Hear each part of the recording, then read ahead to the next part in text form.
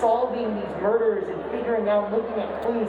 It was like a movie was unfolding inside my head.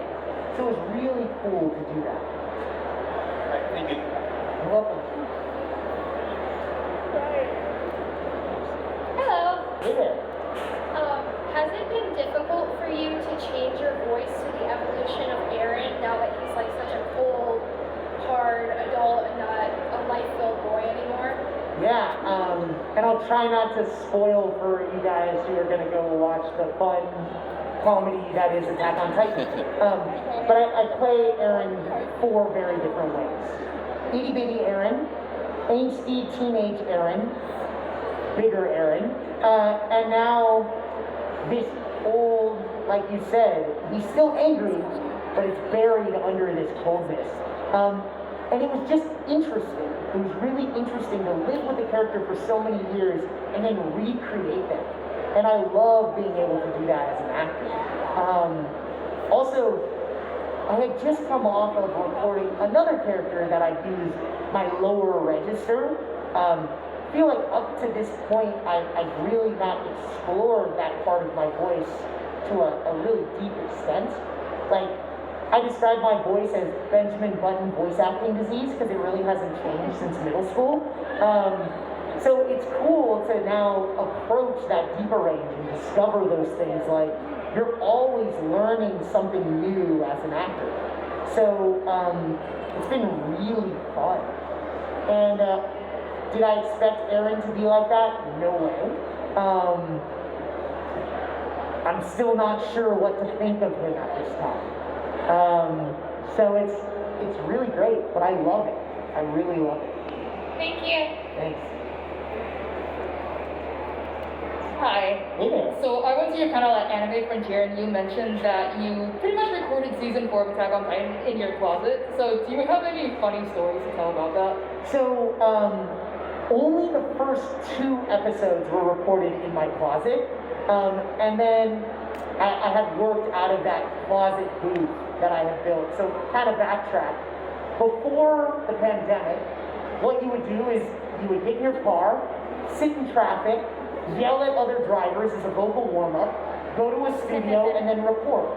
And with Attack on Titan, I live in Los Angeles, Funimation is in Dallas, so I would fly out to Dallas, drive into the studio with Mike McFarlane, the director, listen to metal music for like 30 minutes, so just like 30 minutes, and then do that for 8 hours as Aaron.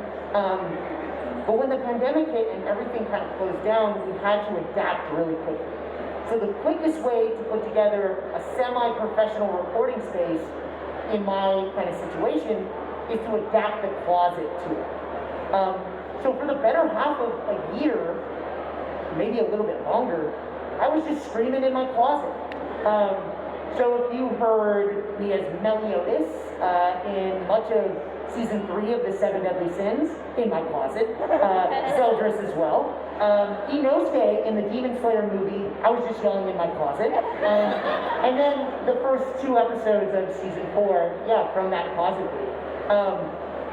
The interesting thing about that setup is it does okay in keeping the bounce of your voice from echoing and doing something that messes up a tape, but it's really terrible at keeping external noise out. So there was a lot of times where it'd be like, and hear your dog, and I hear your kids, and I have wild parrots that live in my neighborhood, and they're like, on the other end of the mic, like we're sending live audio into a studio, and there's an engineer and a director, and I had a couple times where the engineer would just stop and go, hold on, let me listen to this. What is that? I'm like, oh, nothing. Wild parrots outside my door messing up my tapes. So yeah, I've had a lot of that.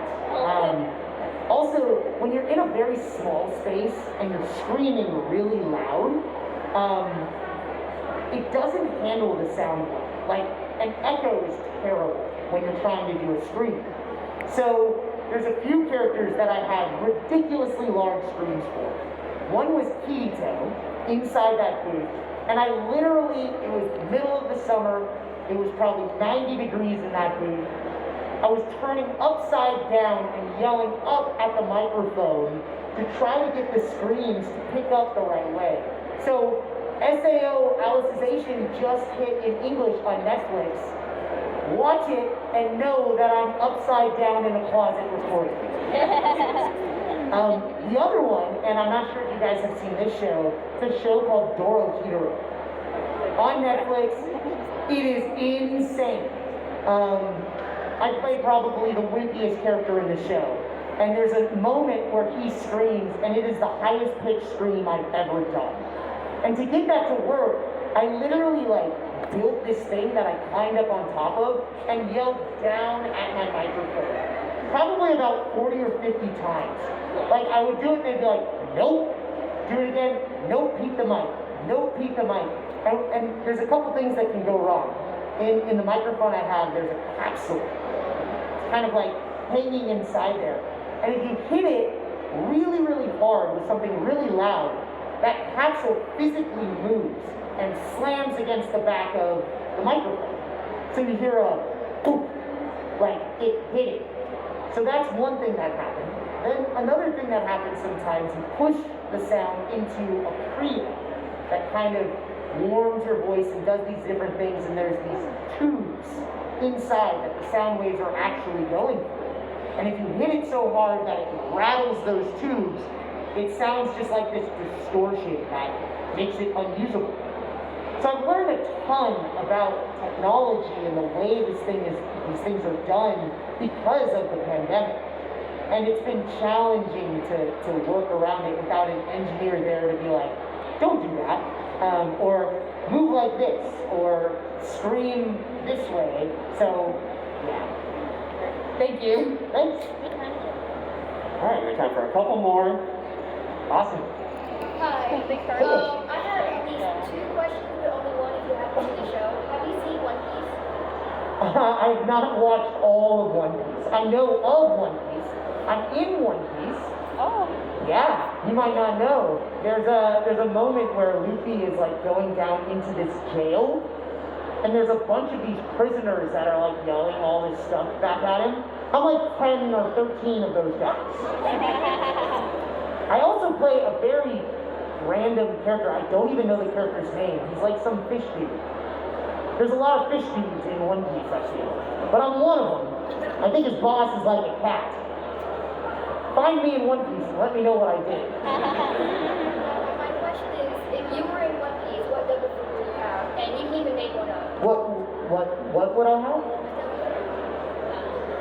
Devil fruit? So I'm not familiar enough with the show. Let me know what is that?